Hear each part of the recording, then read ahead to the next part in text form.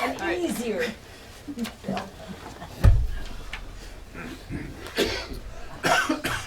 Alright, back to draft 11.1. Okay, 11.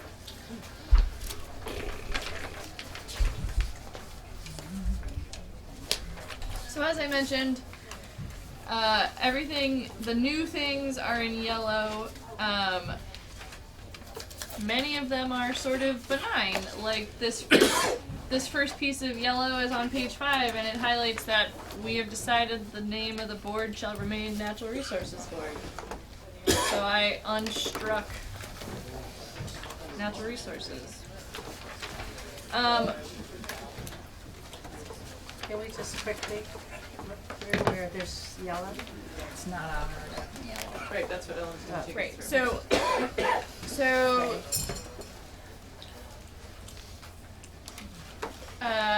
Yeah. Sort of is. It's Oh, dark. it is in dark. Yeah, I it's thought gray. that was the F. It's from Gray. draft. Sorry, a little miscommunication that this, it should have been in color, but it's alright. On the internet, it's in color. So the next small change is on page 7. It added Representative Odie's language to the interchange jurisdictional trigger. So now it reads, the bylaw requirements must include require site design to use space efficiently by siting buildings close together, minimizing paved services. Surfaces. Somehow that got straight. Surfaces. Huh.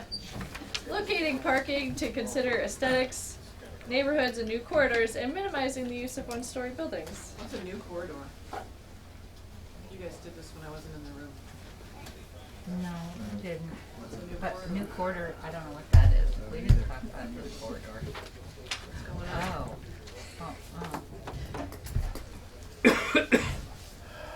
View corridors. View corridors. View corridors. You. View corridor? Yeah, What's a view? a view corridor is I when think I you're probably just looking can't read somewhere that and that's a handwriting, view sorry. corridor. Think of that as a view shed, Oh, That's what? I always view thought it was a shed. corridor. not a corridor. I'll go with a new shed. Doesn't like that. So the language on the joint proposal is paved services. So. Well, Minimize paved surfaces. Interesting stuff. I can make it surfaces though.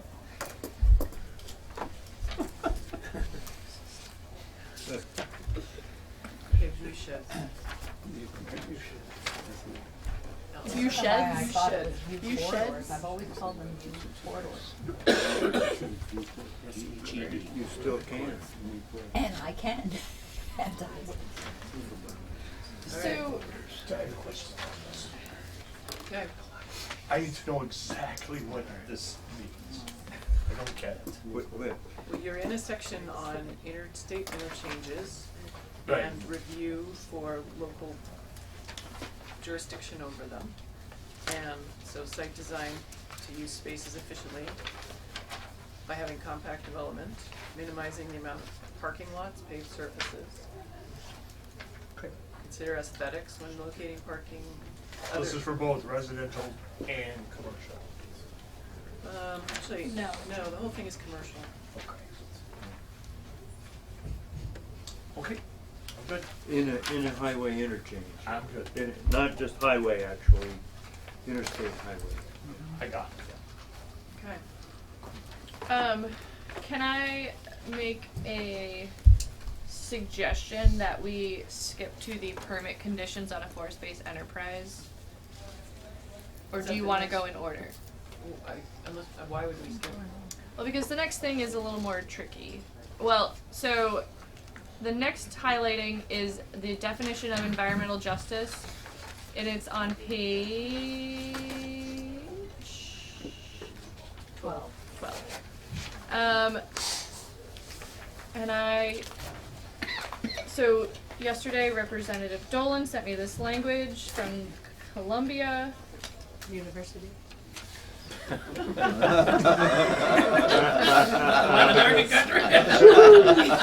you might have been in Columbia. I certainly want to go there. Bogota on my list. I apologize if my speech has become less formal. The hour is late. So, this is. Right. Isn't it? How many hours is that?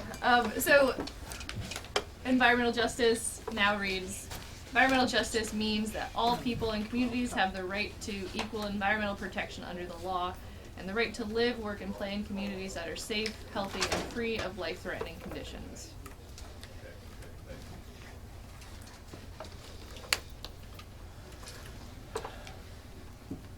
So, the next thing is new language. Wait, I wanna make sure people are okay with this definition. Yep. Okay. So,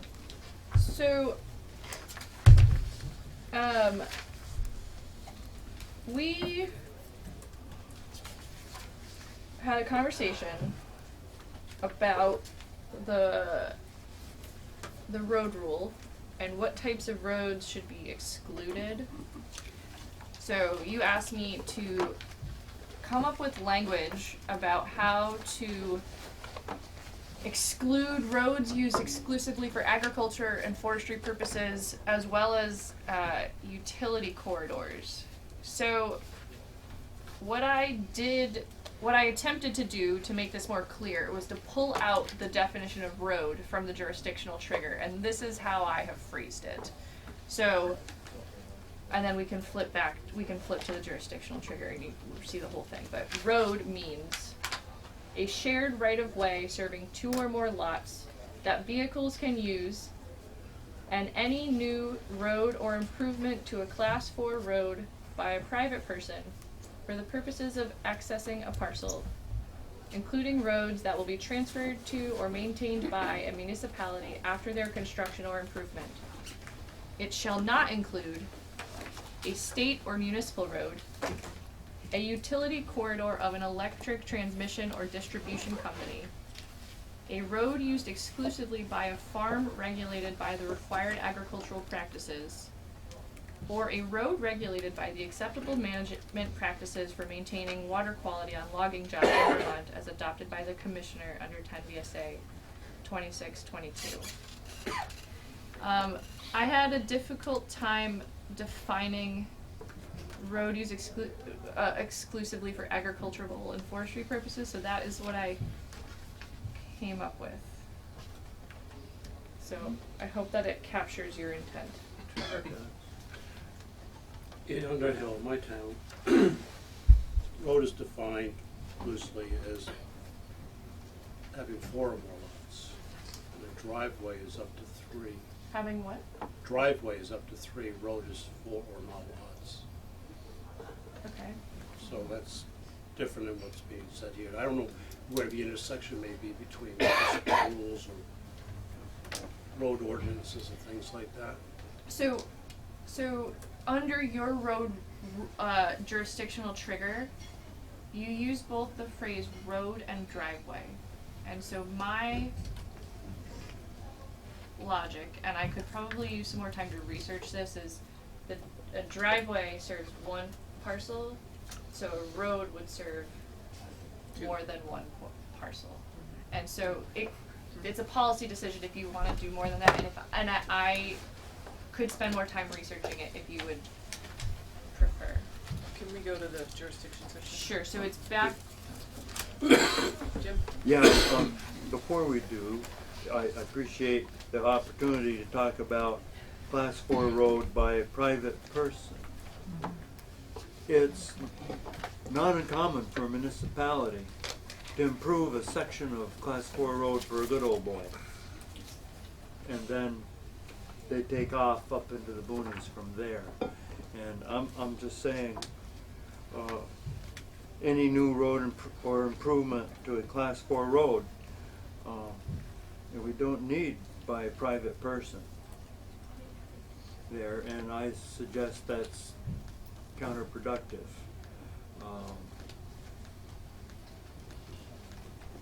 seen that, and Okay, can we go to the jurisdiction section, and then we'll hold that thought when we start to understand more how it's being used? Sure, it's on the bottom of page 5, and yes, I apologize that I guess I missed it in the highlighting.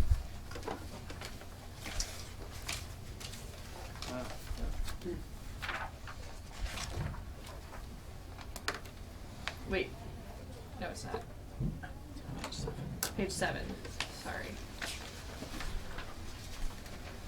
Okay, yes, starting on line 10. The construction of a road or roads and any associated driveways to provide access to or within a tract of land of more than 1 acre owned or controlled by a person. For the purposes of determining jurisdiction under this subdivision, any parcel of land that will be provided access by the road and associated driveways is land involved in the construction of the road. Jurisdiction under this subdivision shall not apply unless the length of road and any associated driveways in combination is greater than 2,000 feet. For the purpose of determining the length of any road and associated driveways, the length of all other roads and driveways within the tract of land constructed within any continuous period of 10 years commencing after July 1, 2020 shall be included. So I basically broke off the bottom, a couple of lines from that and put it in a definition of road to try to make it more clear.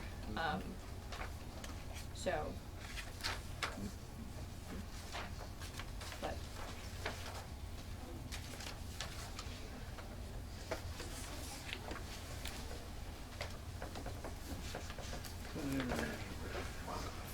So if you were at a road into a lot and you were under the 2,000 feet and maybe some people built on that same road below you, so that there was no more additional road, maybe there was a driveway, but you still didn't hit the 2,000 foot threshold. And then someone came in and went beyond you, so that now you have surpassed the 2,000 foot threshold. Does that mean all the houses below that would now fall into 250, that the road would? so we're talking about owned or controlled by a person. So are you talking about your neighbor building a road? I'm Somebody said maybe just, buying the land, winding up, maybe had the land for a long time, decided to put something on it, whether it would be a seasonal home or primary, I don't know which, but went beyond the 2,000 that had been used, that started to be developed, but hadn't surpassed 2,000. Matt? I recall I asked essentially the same question, and if I'm remembering correctly, the answer was as soon as you break that 2,000 foot, that next lot is Right. is now under Act 250. The ones before are not. So you go 1,999 feet. You sell the lot next to you. Your driveway's 1,999 feet. You sell the lot next to you. They add on with a right of way to get to their property. Right. Now they're over 2,000 feet. That property would be subject to an Act 250 review. that's how I remember it. Evan? I believe that's accurate, with 2 caveats that are included in this proposed section. The first is that there's a window of time that you need to be looking at. And the second is this talks about the construction of roads on more than 1 acre owned or controlled by a person. So it would have to, I think you could make a good argument that it has to be the same person doing that. And there's a statutory definition, or it's in statutory rule, of person for Act 250 purposes. So there has to be some sort of affiliation. So those are 2 important potential limitations on that.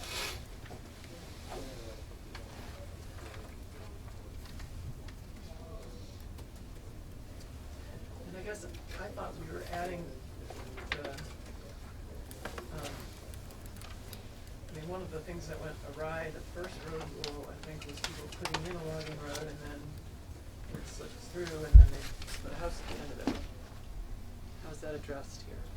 So, under the acceptable management practices, there are either permanent or temporary roads, and I think that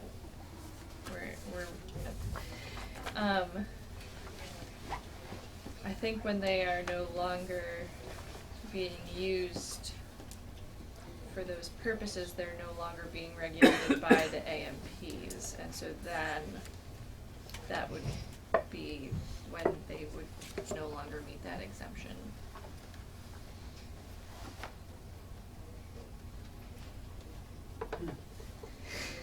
That's what I was trying to do with that. I did not receive, I did not find language from the original road rule that addressed that concern, and so I was trying to address it.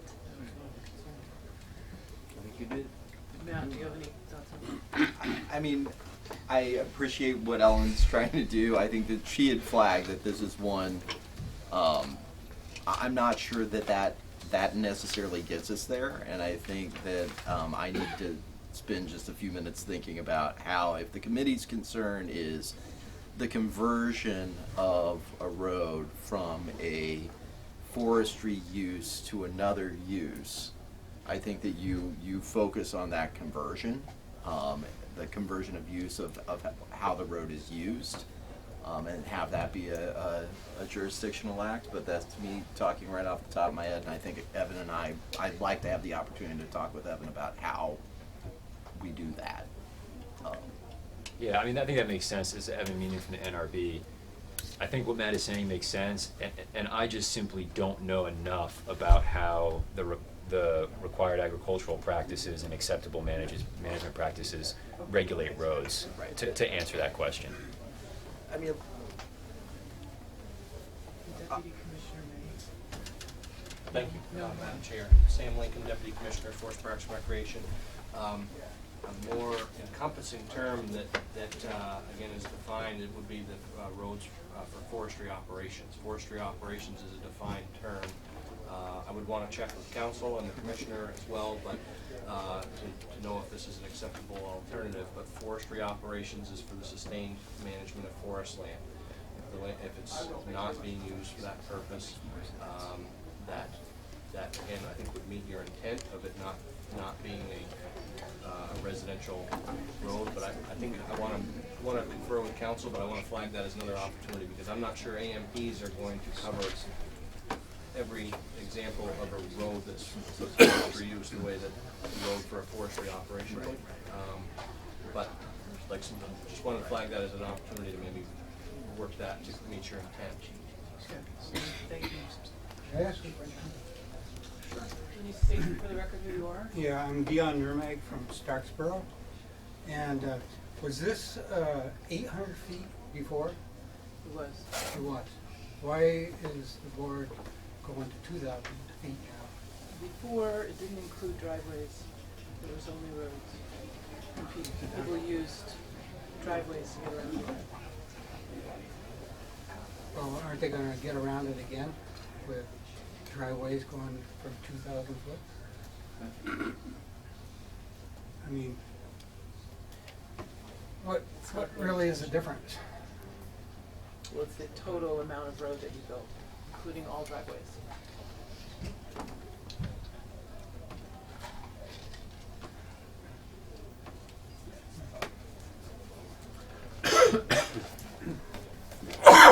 Did you have a thought?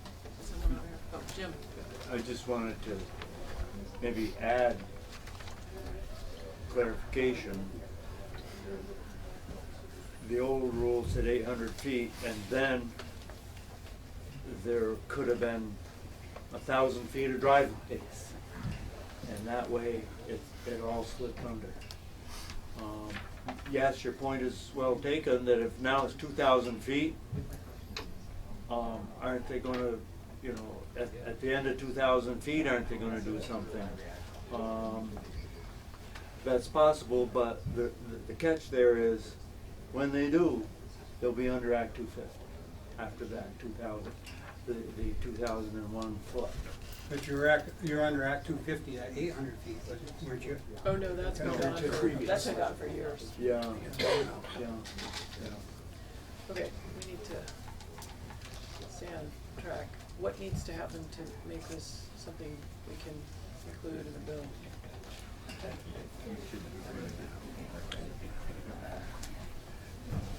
Did you solve it, Matt? You know, Did you guys draft some new language? well, we talked about how one might approach this, and I think that Deputy Commissioner Lincoln's idea about changing the forestry operations is, I think, good.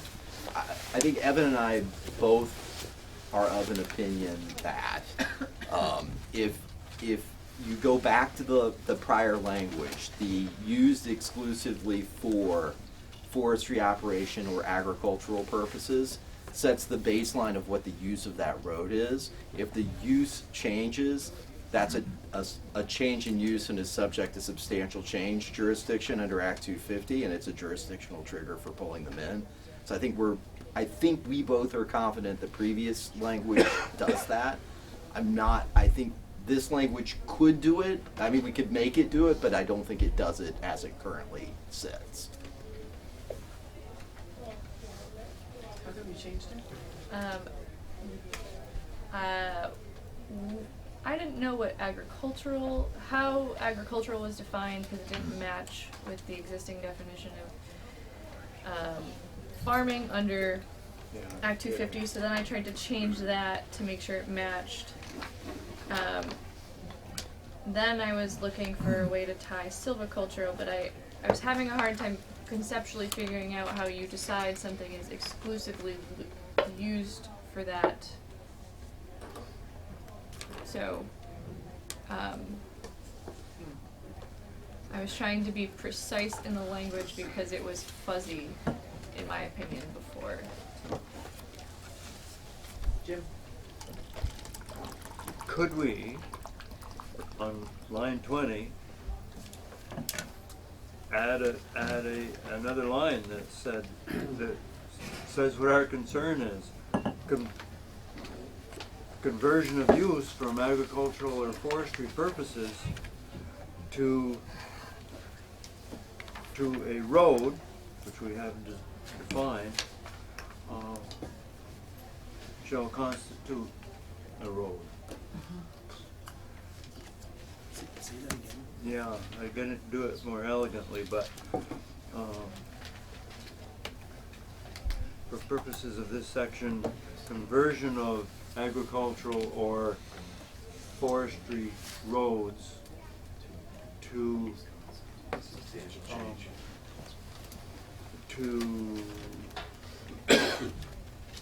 accommodate a tract of land more than 1 acre, to accommodate a road. And I'm using road twice, I'm not liking that, but it's the conversion is the key.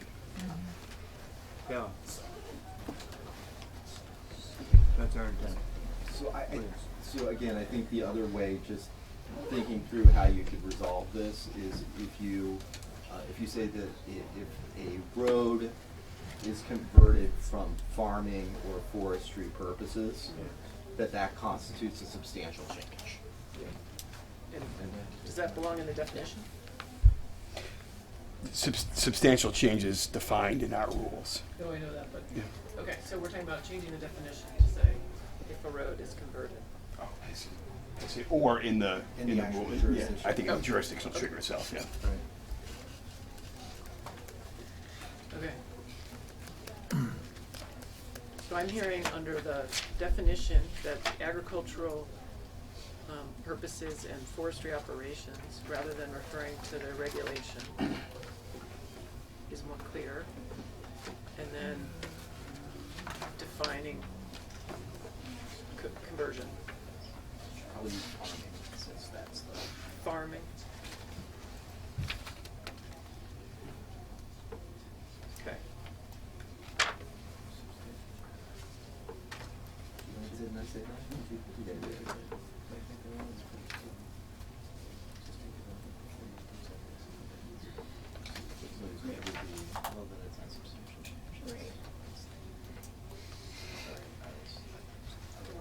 Okay, can we, Before you move on, yeah, just a clarification, that if the term substantial change was used, that is a defined term that refers only to development prior to 1970.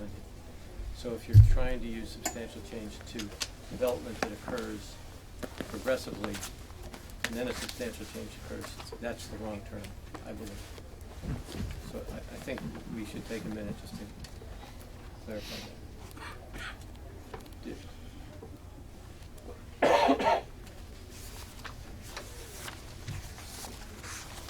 substantial change is used now to determine jurisdiction, right? Well, for pre-existing, Only for pre-existing? yeah. Oh, yeah, like, okay, got it, yeah. Yeah. So, quarries, they start extracting more, it's a substantial change. So they were exempt because they were in operation before 1970, right? Right, and so like with an existing permit, it's a material change. So Yeah.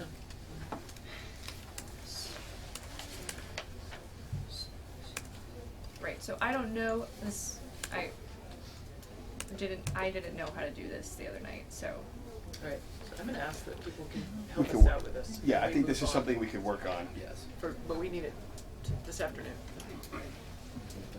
by the morning. Okay, let's go to the next, Jim. I think we agree on what we wanna do. Jim? Well, we got off of my soapbox about class 4 road improvements. And so I'd like to revisit that because yeah. I think that's an important part of this conversation. And developer Jim is doing a 1,500-foot road, but the road commissioner really likes him, so he upgrades 500 feet or even 700 feet of class 4 road so that I don't have to fall under the jurisdiction, Yep. the way this is written. And believe me, that happens. And that class 4 road is very important as a class 4 road to many people. And so it increases the likelihood that certain amounts of class 4 roads will get upgraded by the local road commissioner's largesse for a particular valuable person in town or valued person in town. So I just think if the class 4 road is going to be improved, is part of the 2,000 feet, which is the way it used to be. So this definition actually goes to, it shall not include a state or municipal road at the top of page 13, so. Line 19, page 12 then flies it in the face of that. Any improvements, that's 18, to a class 4 road by a private person.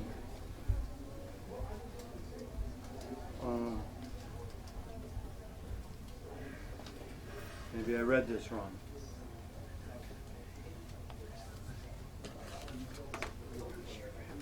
Including roads of the road means.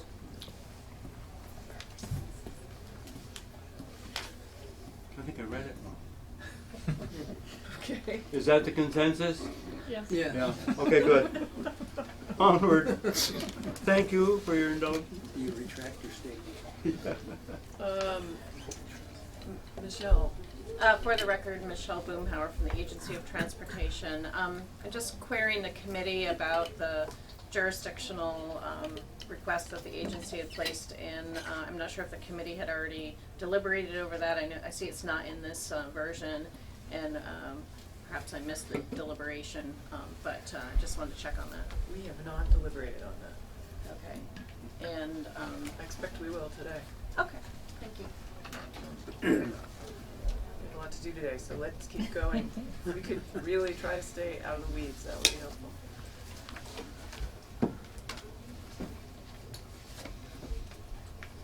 So the next change is on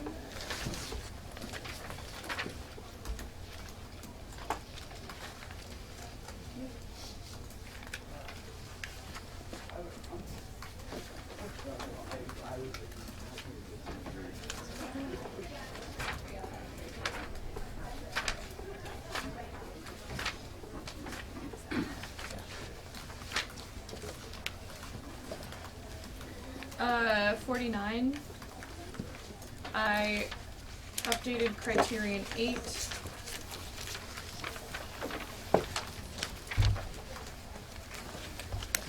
The language I'm skipping that's in yellow is what we discussed this morning in relation to the board. Thank you. So we, did all those board discussions. So, on page 49, we're now in the criteria section, section 6086A. You will see under 6 and 7, I moved the language we talked about with the municipality having to respond. That's now in the presumption section later on. But now 8 is rearranged based on our conversation. So criterion 8 now reads ecosystem protection, scenic beauty, historic sites. A, will not have an undue adverse effect on the scenic or natural beauty of the area, aesthetics, or historic sites. B, necessary wildlife habitat and endangered species. A permit will not be granted unless it is demonstrated by the applicant that a development or subdivision will not destroy or significantly imperil necessary wildlife habitat or any endangered species, or if such destruction or imperilment will incur the economic, social, cultural, recreational, or other benefit to the public from the development or subdivision will outweigh the economic, environmental, or recreational loss to the public. This language has been in your bill. The new part is down on 13. So C, will not result in an undue adverse impact on forest blocks, connecting habitat, or rare and irreplaceable natural areas. If a project as proposed would result in an undue adverse impact, a permit may only be granted if effects are avoided, minimized, and mitigated in accordance with rules adopted by the board.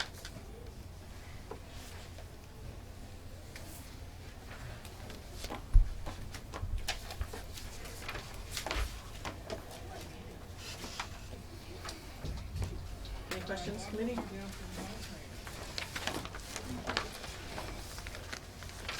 Okay. So,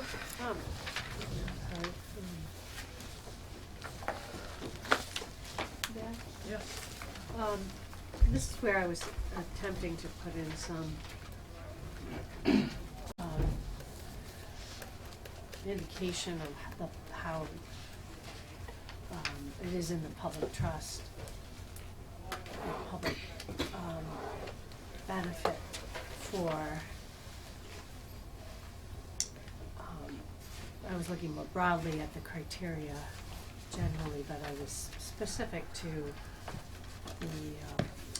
the application of language relating to public trust to forest blocks, connected habitat, and irreplaceable natural areas.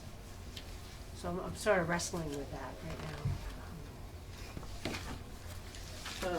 It was in the criteria at the very beginning where you So proposed. we'll come back to that because I'll wait until we get to that. So, yeah, it was, it's now on page 44, before granting a permit, the district commission shall find that the subdivision or development, that's where you brought that up? Yeah. Okay. Okay. Coming back to that. No, what, Tim? You really want to come back to it? I know. Yeah. What do you want to say about it? Well, I think we went by that page, number 1, and so I give us all an opportunity to look back and go, damn, I missed that. But I only add that public trust, we're pretty specific about what the public trust is, and I'm not sure, I'm pretty sure forest blocks aren't public trust. Now here I'm. Yeah, I meant the public interest, excuse me. Public interest. Public Okay, interest. alrighty. I think it may be a good idea, but it may be coming in too late. Yeah, that's what I'm thinking. And so, Is that comparable to the public good? That's another whole Yeah, conversation. that's what I was trying to get at, public interest, public good, and the language, I had drafted some language, but, do you have it? I think let's get through what we need Okay. to get through. Yep. Okay. So you may notice that there is, especially in this section with the criteria, I added the board a bunch of places. So I skipped over a few, but like on page 51, you know, on line 4, in considering an application, the board or district commission shall take into consideration the rest. So I did that throughout. So those are highlighted. I did not want to talk about all of them. Did you want me to go through all of them? No. Okay. I just want to ask where the rulemaking outline is. It's for at the end. Forest Bluffs. It's in section 16. It's in 16. Do you want to? Nope, we can get to it. I just wanted to make sure. The next highlighting is on page 56, which is the permit conditions.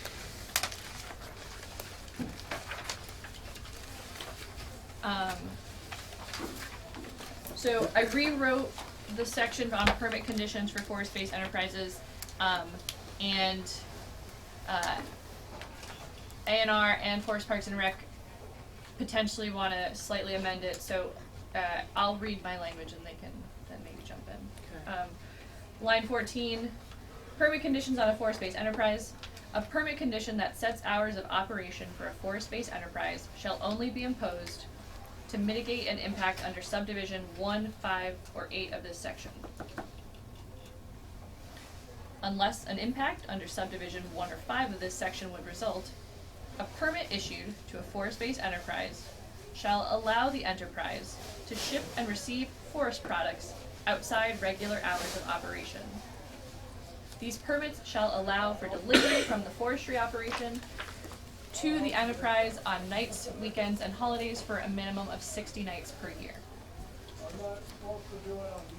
In making a determination under this subdivision 2 as to whether an impact exists, the board or district commission shall consider the benefits to the forest resources resulting from the forest-based enterprise, and the impact of the permit condition on the forest-based enterprise.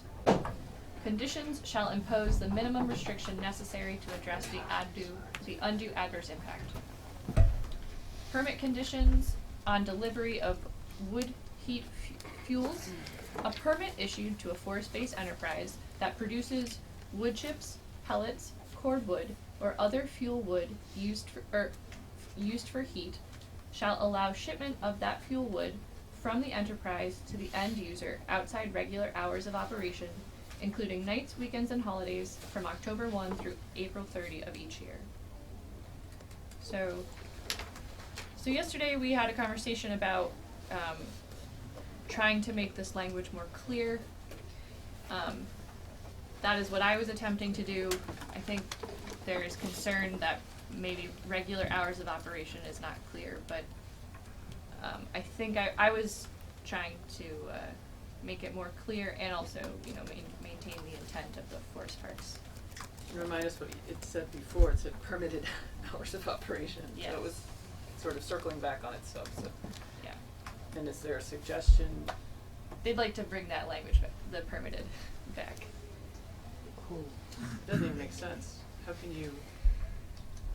It didn't make sense to us to have permitted in there in circular language.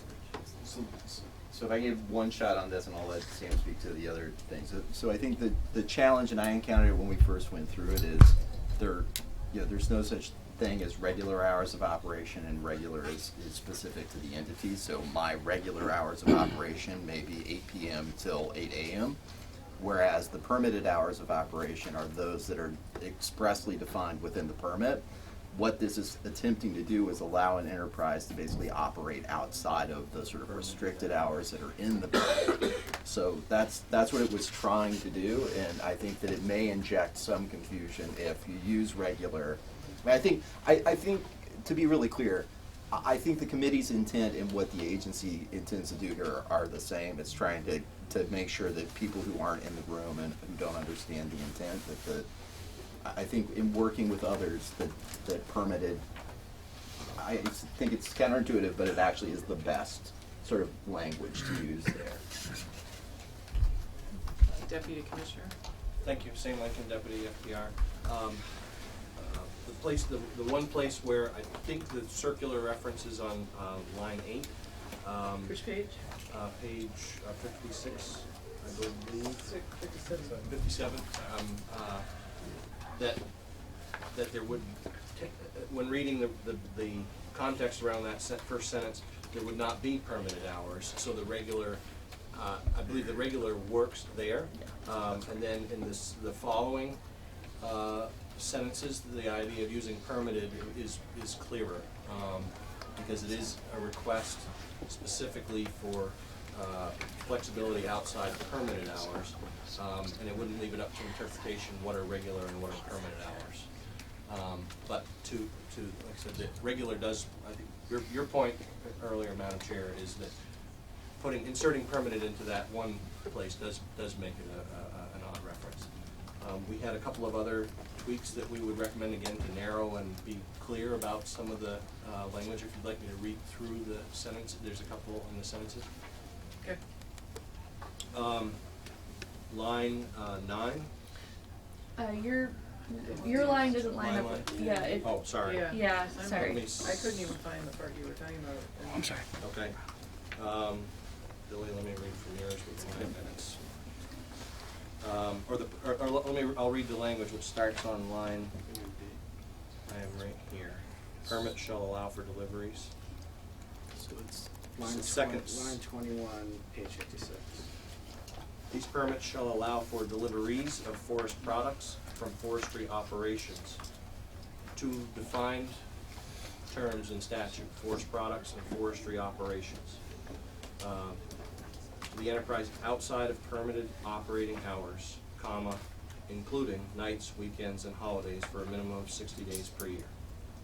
So again, that narrows the scope, it says that if that flexibility is allowed, it's only allowed to bring wood in from forestry operations in the woods for a specified time and outside of permitted hours, keeping it very focused and clear what the intent is. Like it. Okay. Down in C, there was some question about the language there, and we offer the following. In making a determination under this subdivision 2 as to whether an impact exists, the board or district commission shall consider the enterprise's role in sustaining forest land use and the impact of the permit condition on the enterprise. So we're inserting the enterprise's role in sustaining forest land use and removing the benefits to forests and forest resources resulting. Okay. Some questions on that? I think that makes it more clear there. Yeah. In number 3 below, down at the end, again, converting regular to permitted hours of operation. And that would be the last change we'd recommend. So I'm hung up on this because it's conceptually confusing, because they're allowed in sub 4, you're allowing them to come back and request new permit conditions. So why wouldn't the new permit conditions they're allowed to request just address that concern? Because you're talking about their ability to be able to do these things on nights, weekends, and holidays. So if they're allowed to request that their permit conditions be updated, why would the permit conditions remain? That was a little less, so. But, so that was my thought when I changed it to regular hours of operation.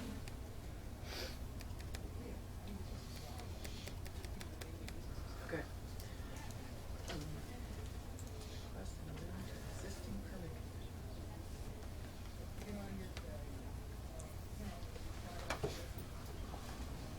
I mean, I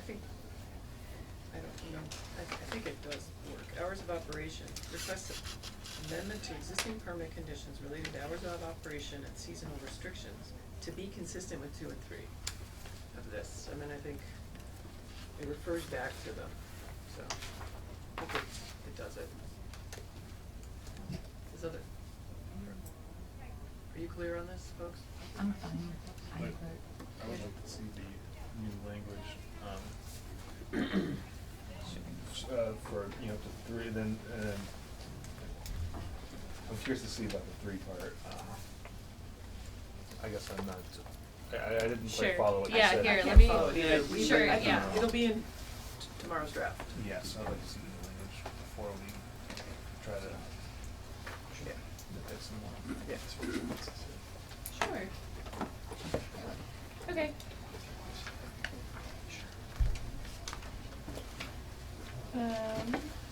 Question? Jim? For the purposes of tomorrow's draft on line 12, are we taking the suggestion, the deputy commissioner, that would be permitted hours? Yes. Okay. With the understanding that 4 modifies that and it goes to those permitted hours and then does something else. Yeah, good. That's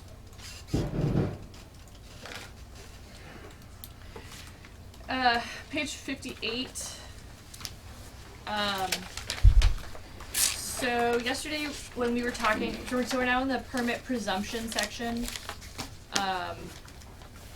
Yesterday you had me take out language related to the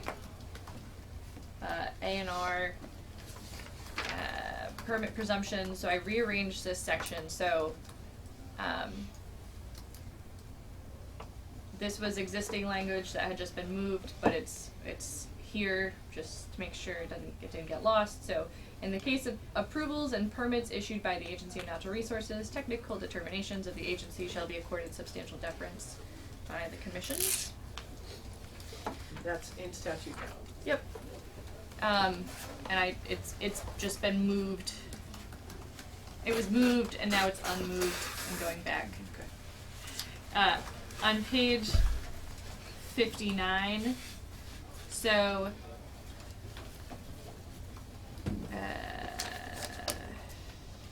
sorry.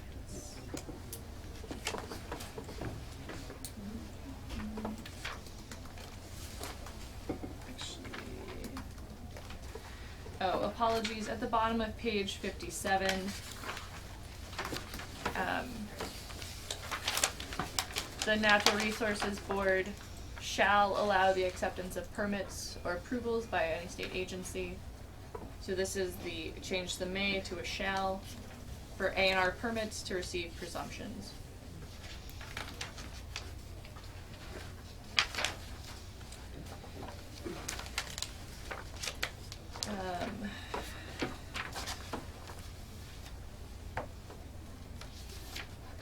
And then I took out language on page 59 related to the when a program meets its reliably meets its goals, so that's taken out,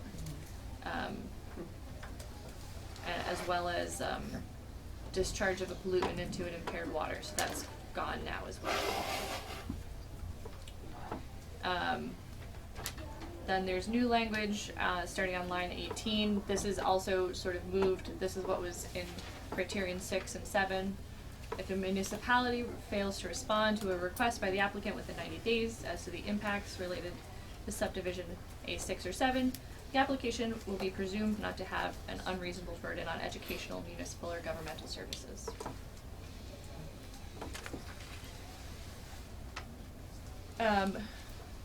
Page 61.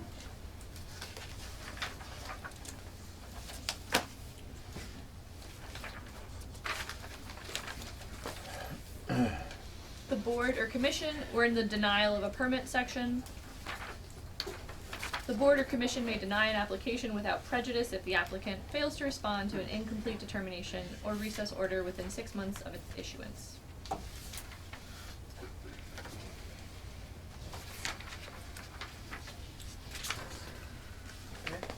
Okay. Page 65. We have the release from jurisdiction. So, a change to a non-jurisdictional use released from permit. On an this was yesterday, we had the discussion of when a town goes from 1 acre to a 10 acre. So, on an application signed by each permittee, the board may release land subject to a permit under this chapter from the obligations of that permit, the obligation to obtain amendments to that permit on finding each of the following. The use of the land as of the date of the application is not the same as the use of the land that caused the obligation to obtain a permit under this chapter, or the municipality where the land is located has adopted permanent zoning and subdivision bylaws, but had not when the permit was issued. So I made that an either or, and then the other conditions apply. So the use of the land as of the date does not constitute development or subdivision, and would not require a permit or permit amendment, but for the fact that the land is already subject to a permit. And then C, the permittee or permittees are in compliance with the permit and their obligation under this chapter. I think that's doing what we intended. Mr. Weiss. If a development was 11 acres before, when the town was a 1 acre rule, this would then allow them to petition for exemption, right? No. No, I'm still in. Because it's a 10 acre town. No, it wasn't a 10 acre town then, but it was an 11 acre development. Yeah. Still in. So it would still meet the definition of development. It could. I don't see that in that language, that's my point. It's in, starting on line 10B, so the use of the land as of the date of application does not constitute development. So, development on 11 acres would Okay, then. I'm finding each of the following, thank you. Yep. Sorry to have taken up your time. Okay. All right.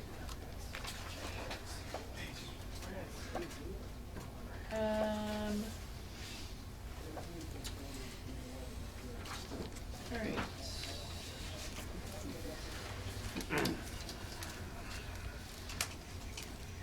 Page 74. What about 66? Assessment of costs is highlighted in mine. That's what we discussed. That's the bill back language that we discussed this morning. Thank you. Yep. But I have, yeah.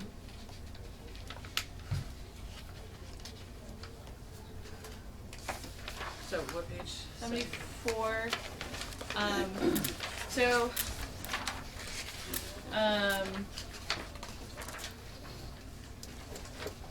We're repealing the downtown development findings because you are exempting them from Act 250 jurisdiction, so that process is no longer needed. And that was sort of a little bit of an oversight of a previous draft, so that's not really new, it just was sort of left out. And then section 10, so now that the environmental division is going to be keeping jurisdiction over A&R permits, I had to just I had to change this whole section to match it, so I went through the environmental division language and struck reference to the Act 250 appeals. It strikes me that the title of the chapter is no longer accurate, consolidated, they're being unconsolidated, right? Well, there are also zoning, municipal zoning, and I don't know how often those are consolidated, but I don't know.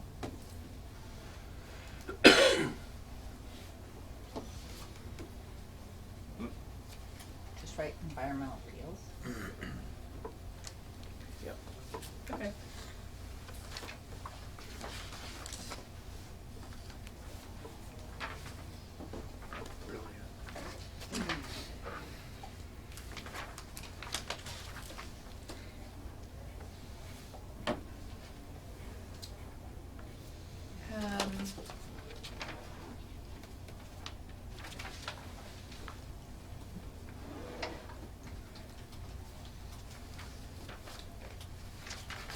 So the rest, so this goes on as I amended the environmental division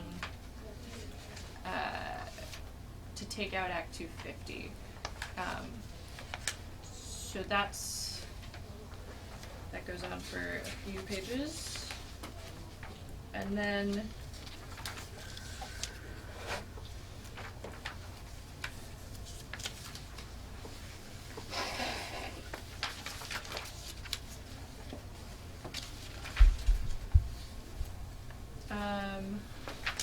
We already talked about the regional planning, review.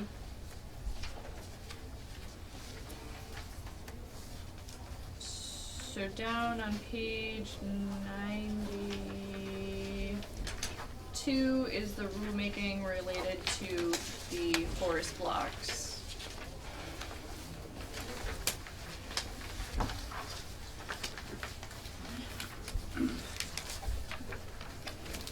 So, the Natural Resources Board, in consultation with the Agency of Natural Resources, shall adopt rules to implement the requirements for the administration of Section 6086 A8C.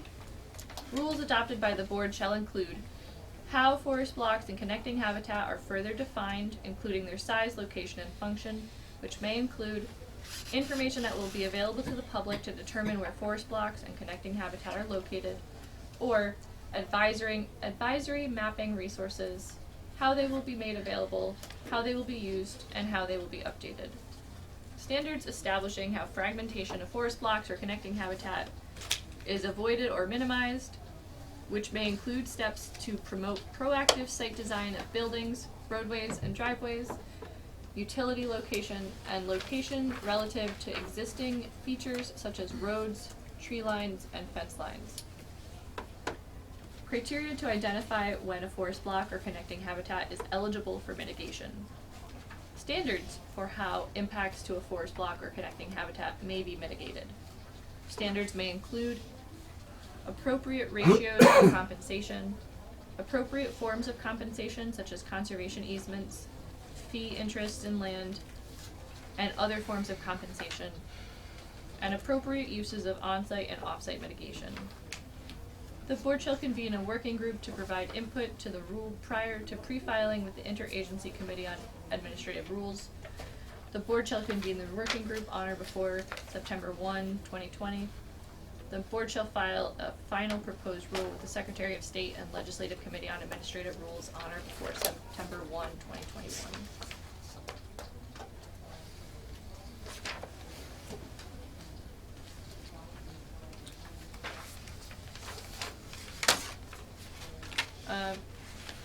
And then I updated the effective dates section,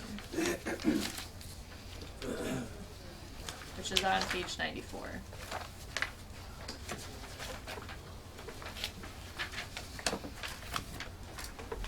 Jimmy? Inasmuch as I have been, you might say, deeply involved in the legislation around forest blocks and connectivity for some number of years now, I want to say I believe that this does the trick. I think this is good work, and I think that I've gotten off of my soapbox about no mitigation, because I think we got some good testimony that said we're not going to be moving the bears to Long Island. That's not our intent, and so, you know, I move forward. I move that we accept this, and I like it. You know, whatever that's worth. Good job. I like it too. May I ask one question, and you could roll your eyes and we can move on. I'll do it in advance. But whether it makes sense, and I see the importance of these two landscape features in particular, and I also don't want to dilute that importance, but whether we want to include ridge lines in this question as well. Whether we want to be thinking about forest blocks, connected habitat, and ridge lines. I think we all know that the 2,000-foot line that we've drawn is, I think, helpful, because we recognize that that's probably where we're going to find forest blocks, connected habitat, and especially in the world of climate change, the importance of good forestry, forest health, forest soils for climate mitigation. But we also know that 2,000 foot is inadequate for some communities that do experience today the pressures of development on their ridge lines that may be below that line. We know that that's important economically, for aesthetics, for our viewscapes, as well as ecological benefits. Typically, we also find unique species there. So can you just, I think we all agree with you, we've been talking about ridgelines for a long time, but what's your proposal? My proposal was to add in here about,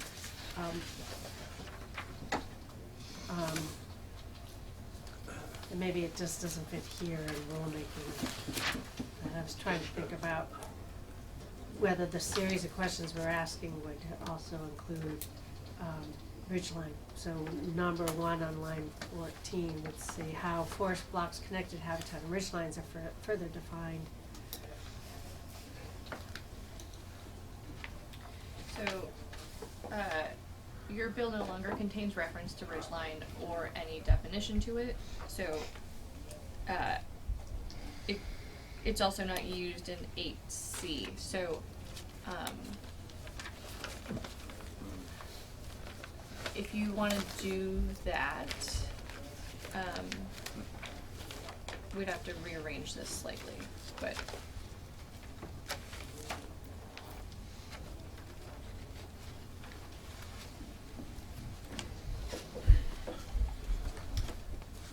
Maybe we can,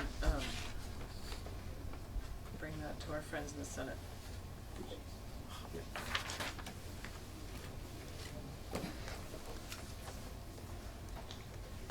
Okay, any other changes? Comments? I had. So did we get to Rivers? We didn't.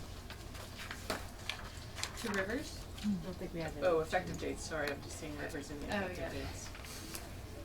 Effective dates, so this section and the racial equity review take effect on passage.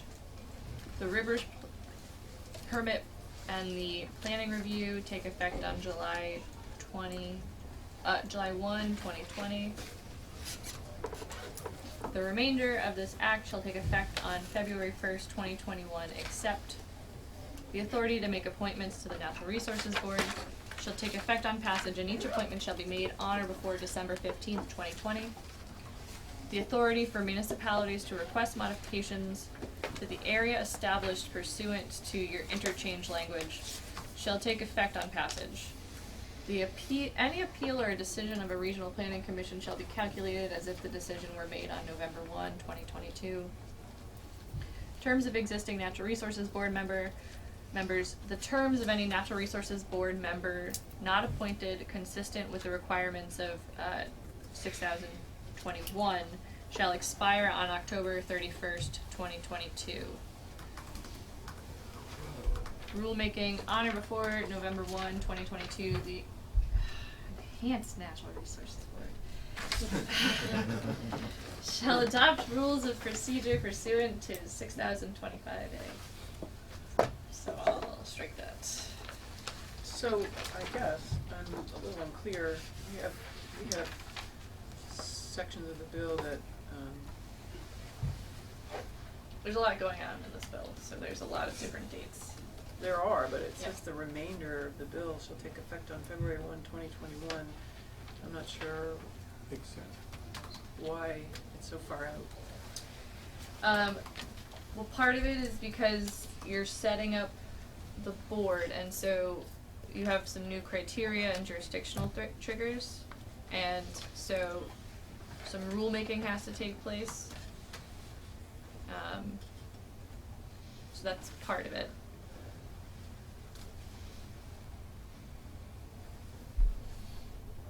That was my crabbiness earlier. Yep. What was your crabbiness earlier? That we needed to move those dates forward, which are now driving, but we didn't, which are now driving the February 1st, 2021. But there was good rationale for not moving them forward.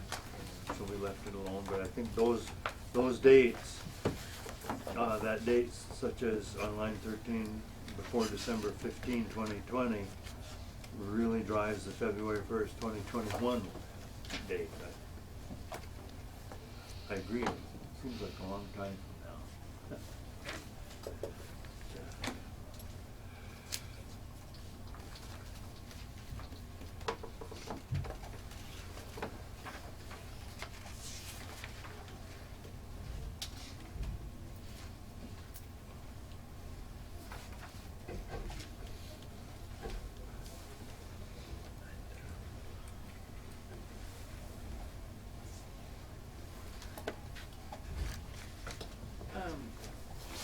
Just trying to think about the changes. I guess I'm gonna reread it all tonight, and I'm gonna think about those dates.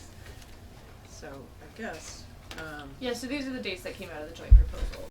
right, I mean, So- I can't think about that right now, but I will. Jim? So I'm not understanding, sub 2 here, line 14. I don't understand what that paragraph. Yeah, I don't totally understand it either. This is the interchange area, and so the Regional Planning Commission is supposed to evaluate the bylaws of Yeah. municipalities. As if it were done on the 1st of November. I do not know what that sentence Yeah, means. that's the part that really gets me, I don't get it. Matt? So the reason that sentence is in there is because the appeals of a regional planning commission's decision on those criteria associated with the interchange goes to the board. And it has to be within 30 days of the date of the decision. There's a desire to have some of that planning work happen before the board comes into being. But if it happens 60 days before the board comes into being, there's no tribunal to appeal it to. So this creates effectively a legal fiction that if a municipality feels that they've been wronged by the decision of a regional planning commission, there's sort of a legal fiction that the action took place on this date so that they can appeal it to the new board once it comes into being. I love that, legal fiction, well. It works. All right, well, I think that there are sections of this bill that can go into effect upon passage that are not addressed here. So, I think we have changes to the criteria that could be included in the effective dates. And that we could start having projects include the review of them. So when I reread it tonight, or tomorrow morning, I will read it with that in mind.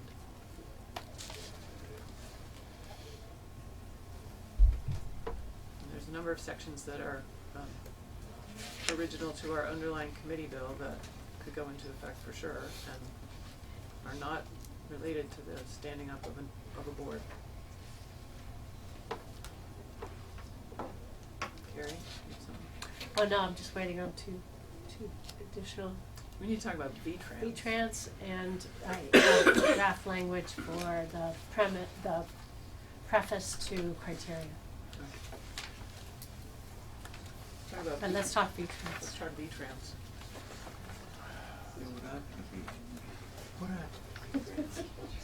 Our language got missed. I guess I did not find a compelling case to be made for the exemption request for V-Trans. Just gonna put that right out there to start the conversation. Gerry?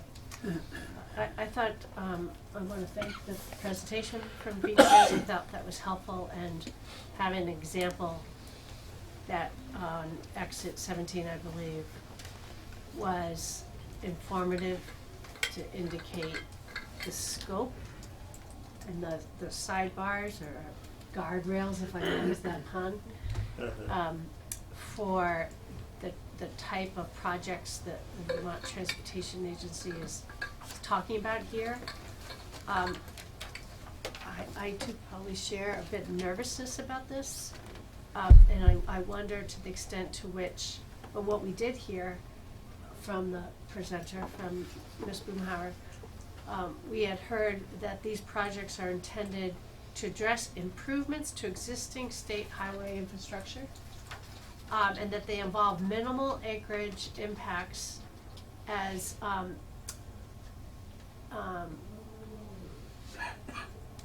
which would be referred to as newly disturbed areas, minimal newly disturbed areas, when you compare that to the impacts incurred from that, disturbances of that existing infrastructure.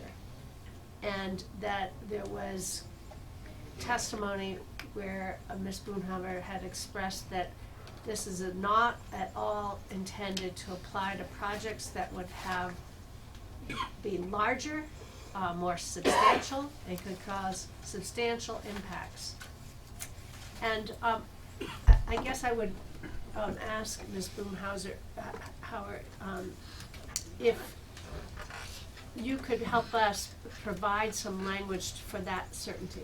You know, how can we ensure, and maybe it would be a part of an annual report from you all to help track that, if we were to go this direction, how can we get some confidence that the scope of what we're talking about is solely addressing, threading that needle to address those instances where it's you could almost use the de minimis or marginal impact compared to the existing infrastructure?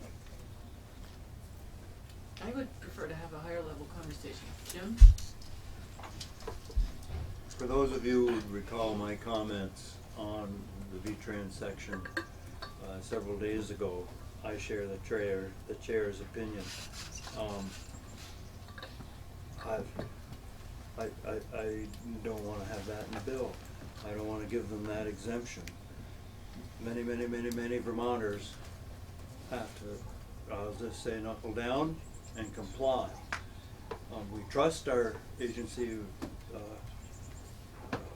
AOT, to do the right thing and apply for permits, and especially when we hear, you know, we're not really asking for that much of an exemption. It's only so, like, I think we're burning too many calories for not enough action on this one, and the threading the needle advice that Carrie made is, you know, if you could do that and put some sideboards on this and present it to the Senate, I wouldn't have a problem with that if they turned out to be good sideboards and showed up in a committee of conference. But I think we got to move this guy, and that's consistent with what I said the other day.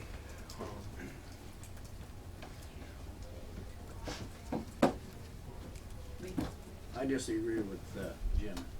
I agree with you. This is my opinion. You agree or disagree? I agree with Kara. There should be an exemption in that respect.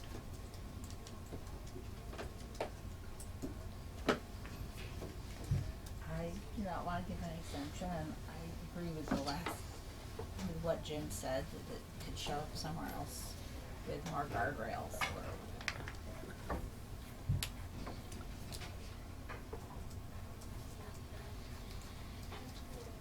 I was the testimony, so I don't have an opinion. We heard the previous testimony and you know the request.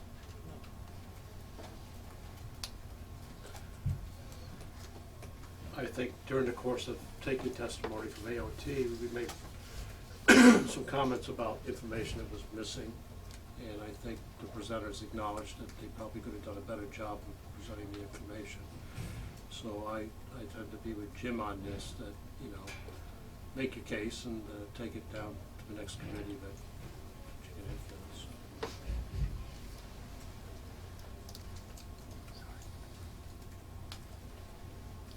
Okay, I think I just counted 4 to 3 for not supporting the request by V-Trans, to 3 supporting it, or 1 abstaining. I'm not sure what you did. Did you abstain? Yes. Okay. 4 to 2. All right, we're not gonna pursue that language. Anything else? May I offer that one sentence? You may, but I feel like I'm not sure we're gonna be able to understand the ramifications of it right now. Okay, well, I know that in the late 1960s, early 70s, when Act 250 formed, there were, as I understand in statute, findings as to how important having Act 250 and the criteria are, and I'm basing this draft language on that source. The actual source is in Act 250, Vermont's Land Use and Development Law, Title 10, effective June 9, 1992. And so it came right from there, and my suggested language is the following. And this would introduce the section on criteria. That it is in the public's interest to protect and conserve the lands and the environment of the state, and to ensure that these lands and the environment are devoted to uses which are not detrimental to the public welfare. What page would that go on? And that would go on page 44, line 13. Right before 13. Can you explain to me the intent of introducing that language? I think it's partly educational, but also I think hugely valuable to whoever is using the criteria to understand the context of why we have the criteria in the first place. What value does evaluating projects against the criteria provide? And so I find that setting the stage and revisiting those findings and putting in language like that will go a long way to help provide that overarching theme that emphasizes and stresses the use of criteria to achieve this goal. Can you read it again? It is in the public interest to protect and conserve the lands and the environment of the state, and to ensure that these lands and environment are devoted to uses that are not detrimental to the public welfare. And then it would continue on with And then it would say A, criteria. It's more or less just an introductory. Yep, it's a finding, it's introductory, kind of. Just, I guess what I was wondering is, it's in the public interest, and then later on you said the public welfare.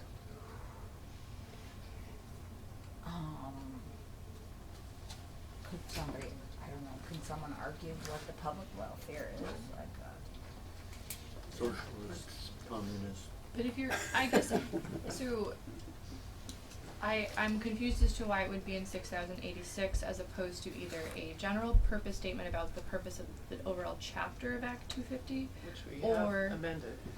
Or the section 6081 is the requirement for a permit, as to why we require permits for development or subdivision.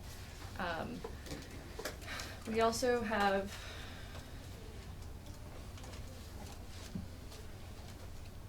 I am confused. I'm not, so can you say again why it should be before the criteria? I'm trying to tie it directly to 6086. Right, but how do you think it will be used there? I think it provides a finding as to when we apply the criteria in 6086, this is the intent of those criteria. Ellen, can you remind me where we have a purpose section. Right, that's in 6000, so that's back on page 3.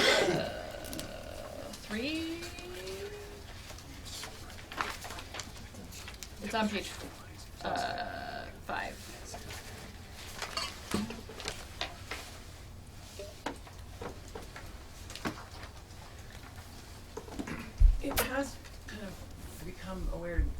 I guess, I think maybe, Carrie, what you're trying to get at is, a lot of people just go right to the criteria.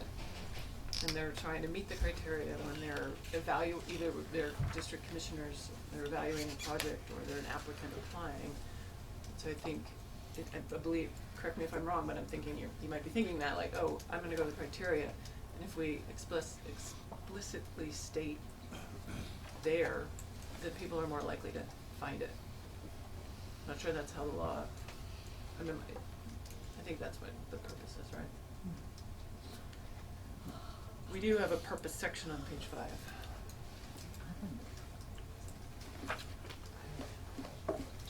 5. In the military, they say, tell them again, and when you're done, tell them one more time.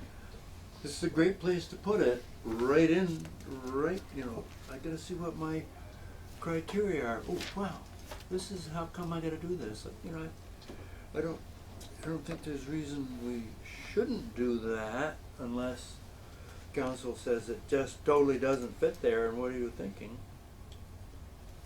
Absent that, I think it's a good reminder.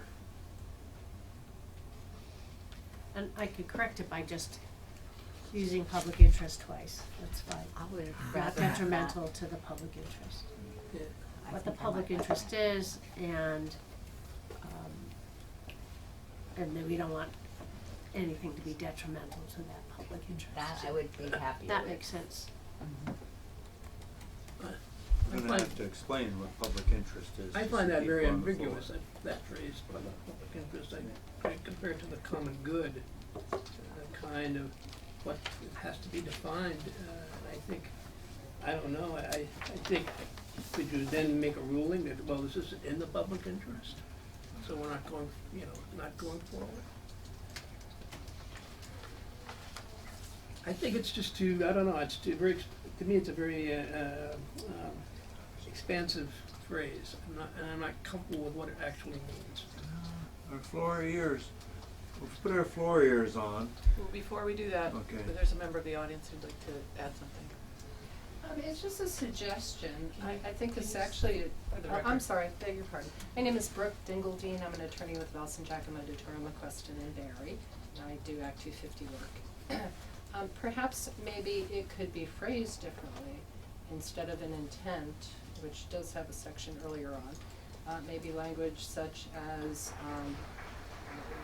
the review of these criteria shall accomplish the public good, which is defined as, protecting our environment and the lands of Vermont.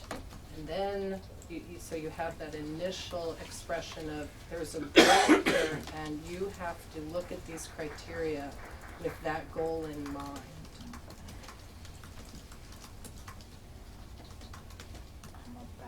Do we have a definition for public good? Yeah.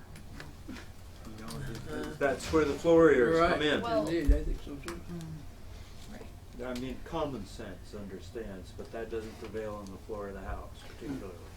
But if that sentence itself, or this section itself defines it, says, it shall be in the public interest, which is defined as protecting our environment, or start out, it is in the public interest of Vermonters to protect our environments, our lands, that language.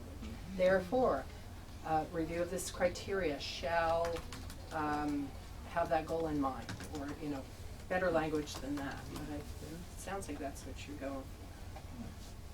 And that way it gives the context that you're looking for to say, well, what is the purpose of saying undue adverse impact to whatever the criteria is? What does that mean? Undue adverse impact to what? To the public interest, which is protecting the environment. And so then it's all there together in one section for you. Handle that. The idea. I guess I'm just wondering if that is introducing a new standard to having to, under which the criteria are gonna be reviewed, and I haven't thought through the implications. It raises feelings of the public good assessment under a certificate of public good, and I haven't thought through if that's how this would play out, but that's what's coming to mind. Craig? Just a quick suggestion, and I understand and I think I appreciate Ellen's concerns as well. And so maybe, and this is without having given it too much thought, but I think if the committee's really interested in including language like that, you could look at 6086A and include language that says something like compliance with the criteria demonstrates compliance with this bigger, broader picture that you're talking about. And so then you're just articulating what the bigger, broader vision is and indicating that compliance with the criteria satisfies that larger goal. And so I think that might satisfy the interest in including language like that, but preventing any unforeseen consequences that Ellen was concerned about. And that would take a little wordsmithing to get it right, but that's the general idea. Mm-hmm. Yeah. That's better.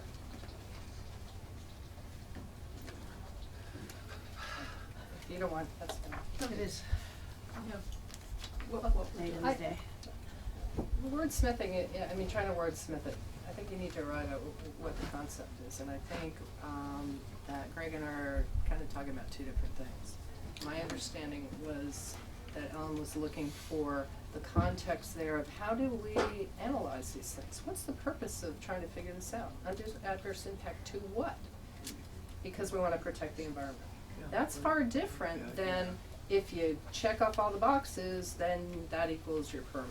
And that's kind of what Greg is saying, I think. I think it is what I'm saying. I think if we were gonna go down the road that Brooke is suggesting, though, we'd be opening a pretty significant can of worms at this point, which is fine if that's what the committee wants to do. Right, so I'm less concerned about the specific words, but as the intent of adding them and how they will be used. And so if you're looking to make a broad purpose statement, it seems like adding it up in 6,000 would prevent something from being used as a new standard for the criteria. But so articulating what you want this language to be used for is important. I guess as I read the purpose section, which we did add, it is referring to the capability and development plan, and we have decided to include climate change and ecosystem protection in the capability and development plan. And I think that is getting to that more holistic review, ecosystem protection. And I guess, I feel like the unknowns of this one are a little big to be opening at this moment. Yeah, I should have brought it up 6 months ago. So I have a question about the staffing that we have agreed to and where that comes up in the bill and the money, which part of why we need to move our bill is so that our money committees can look at this. And so I gotta understand where that goes in our bill. We haven't, as far as I can tell, it's not in there yet. Right. Okay, so we did get an estimate back from the Natural Resources Board. And the other part of the money piece is that we've talked some at this committee about paying board, district commissioners when they're serving as board members commensurate with what their fellow board members will be paid. And I think that, correct me if I'm wrong, but I think we've all agreed to that, but we need to make sure it's in here. Yeah, that's not in there. So, I must confess to being less experienced with putting money into bills and how that works, or directions about staffing, but I think we've agreed that we want that in here too. Sure, so I can draft an appropriation section to add at the end, and it will say something along the lines of an appropriation from the general fund will be made for $500,000, and then a subsection will then say, or first I will say 3 full-time staff members will be added to support the board, and then an appropriation of $500,000 will be taken from the general fund to support the addition of these staff members, or something like that. The estimate came in 624. When did you get an estimate? Oh, you got an estimate? Yeah. Oh. I'm sorry, you didn't. I didn't. Who's? When did Did you submit that, I Greg? sent it to you and Mark. So it's under Greg's name as a witness? It is on Tuesday, usually you're supposed to send today. Oh no, I can read this fine. I just am shocked that I wasn't on the email. It's okay. It's okay. Jim? Another concern that we don't have in the bill is the chair's concern about Oh, yeah. staffing. I mean, staffing, that's not quite the right word. Capability to send 3 people all over the state. And so there was a thought that we would keep it a 5-member board for purposes of everything that they do, for permits and what have you, but 2 members of the board would be traveling to the districts, and 3 members of the district commission would be working with them. And so that flipped the 3-2 thing, number 1, which I rather like, and it also helps ameliorate the concern that we don't have the firepower to send 3 people all over the state of Vermont doing 40 plus a year, and likely in overlapping time periods. So I think we need to address that somehow in the bill. If we're going to flip to make it 3 district commissioners and 2 board members, that has to be said. And if we're going to address their ability, well, we can't address, we don't know what their ability is going to be. This is one way we can help make them more able. So We were gonna request a report back. that was going to be a report back? On. Okay. To the legislature. So it is addressed? Well, it needs to get added in, that we talked about it this morning. Yeah. Oh, okay, good. So it'll be in the next draft. Okay, good, yeah. The report back will. Gerry, do you wanna say? Oh, I just noted that we received an amendment of testimony from Mr. Murphy, who recommended hearing officers. I just Not found having them. found that kind of humorous. He recommended not Having, yeah, no, having them, but I think a report makes sense. Thought he recommended not. Too bad. You got it, Susan. Not now. Okay, committee, we're gonna get another draft tomorrow and, be expected to vote this out tomorrow.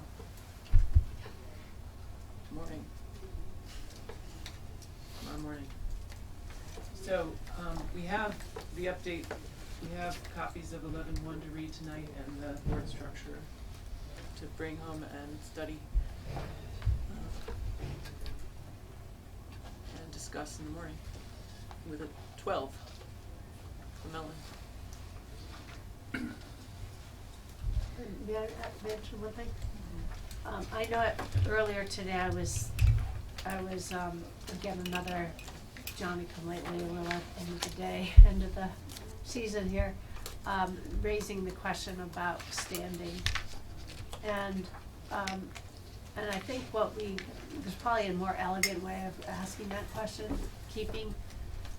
not changing the standing currently exists within Act 250, but ask the NRB to begin to track and report back to us the requests for participation and the outcomes of those requests, so that we get a better feel for whether there's a problem out there anyway. I don't wanna solve a problem that doesn't exist that would be a major change to Act 250 if we start looking at standing. So I recognize that was, I was going off in one direction, but it's an important question to ask, and we should try to get more information about that. I apologize. I forgot something. So the fees. Yeah, we talked about fees, not just general fund. Yes. So on page 28, my highlighting was not consistent. I missed a few things. So on page 28, I changed the fees. We had previously, it would be, the regular fee is $6.65, and you had in there plus an extra $3 that could be refunded. So I just changed it to $9.65 because we had that discussion about just increasing the fees. And we did not discuss that today. And I also changed it on the next page for the extraction of earth resources. I raised it from 2 cents per cubic yard to 3 cents per cubic yard. So, yes, we did not discuss that at all today. But, so $3 is a significant fee increase, and it would be more than needed to stand up this board, as I understood it from Evan.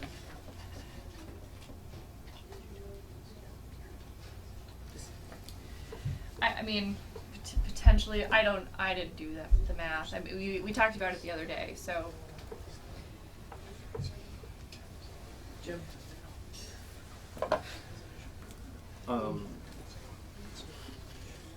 We're not just talking about standing up the board, we're talking about a successful operating board that supports the district commissions, and it's a requirement we've all wanted.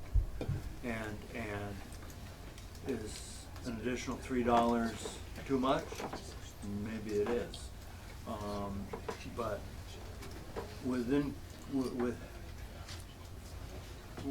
we're operating with Braille for whether $500,000 is the right number to stand up this new board to begin with. I like $3, and I like the fact that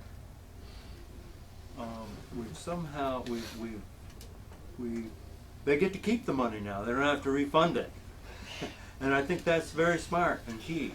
And because they need to stand that board up, and then they need to produce. And I think everybody says our district commissions need all kinds of additional help. And Ways and Means are going to do as they please anyway. So we could do whatever. We could put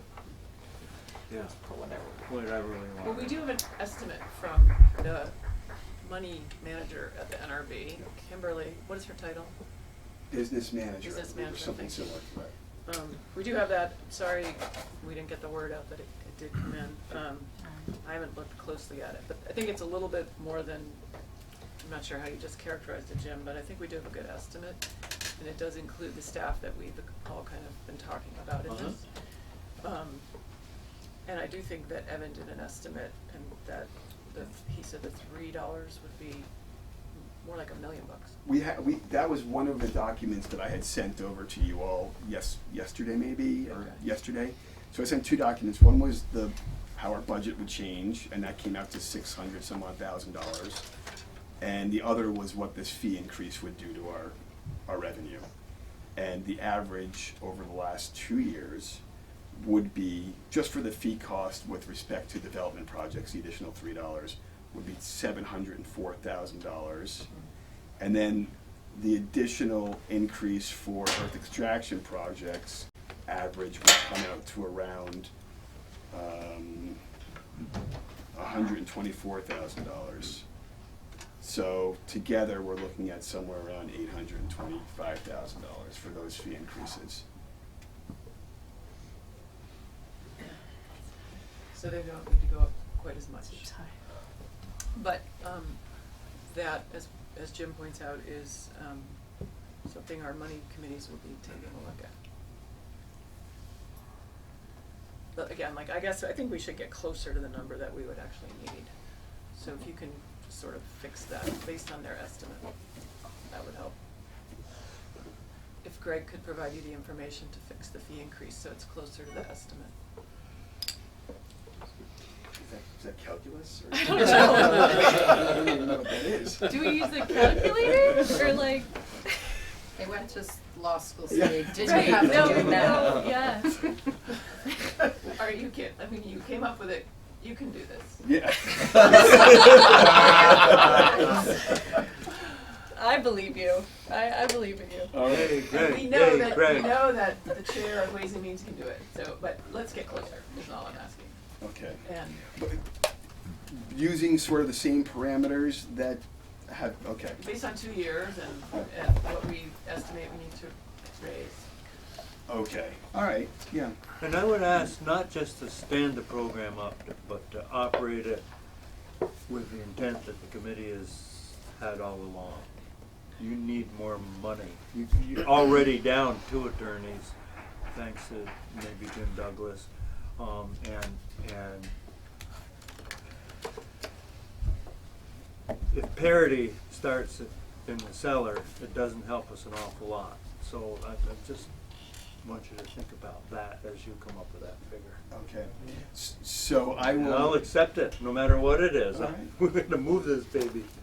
I will speak with the business manager tomorrow morning. I'll send an email now and we'll work on it tomorrow morning.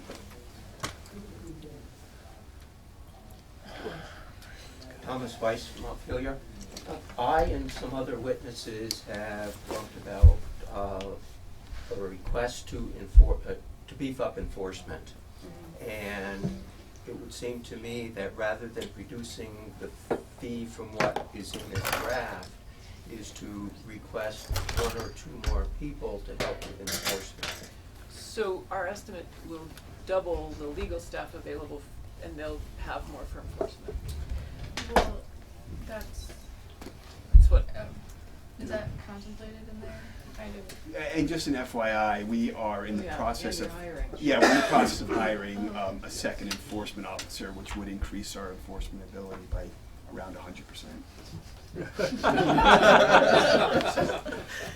And then if the will to enforce. And to be clear, I mean, I checked in with Evan on how you all divide up that work, and the attorneys also assist with enforcement, and with the addition of 2 additional, it's late for me right now, attorneys, there'd be more capacity for enforcement.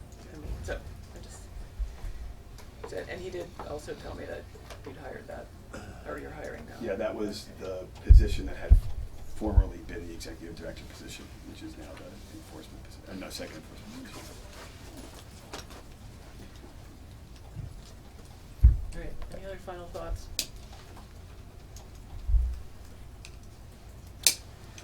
We will start in the morning at, Ellen, 9 probably helps you. Yeah. 10. Well, it depends on what you want me to do at 9. Love to have a complete integrated draft with the changes in it, and is that possible? No. Okay. When would it be possible? I need to. So, I'm adding the language from the Forest Parks and Rec. I'm writing a new report section that the NRB is going to report back after 2 years, and I'm going to do work on the road rule. So, and then I'm going to need and then all of the changes that we discussed about the board. So,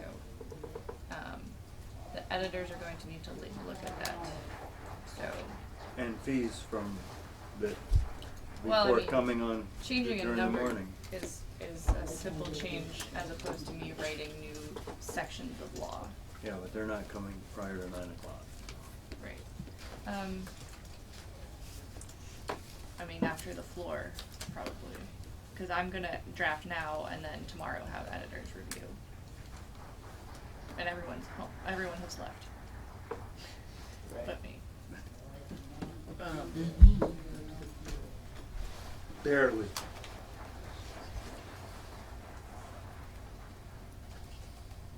Any way to get it before the floor?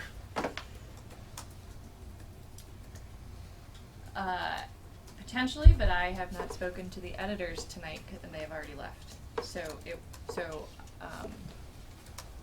Yes, but I don't know what time that will be. Okay. So let's meet at 9 and try to find that out.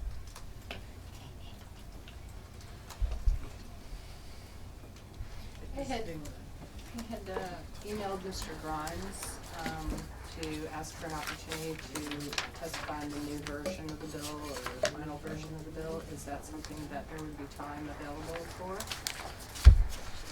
I don't think so. We're putting a wrap on it. I'm not taking any more witnesses. It's very disappointing. I have seen hours and hours and hours and hours of people testifying from lobbyists who have not even identified themselves, like Jim Dumont. So it's really disappointing. And when Gerry Tarrant takes all the time to try to call people and communicate with them to come testify because it's really important, you have not heard from people other than bureaucrats and lobbyists. It's very, very concerning. So I have a number of people that have asked me to come back if I have the ability to, and that's why I'm here today. That's why I've offered to testify tomorrow or later on. So that's really unfortunate. Thank you anyway. All right, thank you.